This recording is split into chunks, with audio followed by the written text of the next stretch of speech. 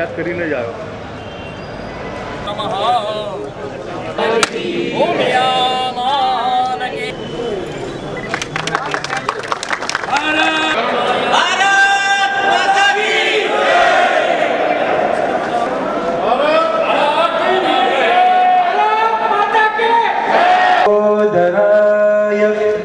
શકલાય જગત વર્ષોમાં કરી શહેરે વીજળી એવી પ્રગતિ કરી. પ્રધાન માનનીય શ્રી નરેન્દ્રભાઈ નું એક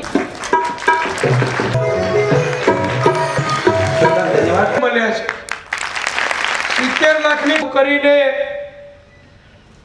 દિલીપભાઈ જેવો અત્યારે નાગરિક આપીએ છે.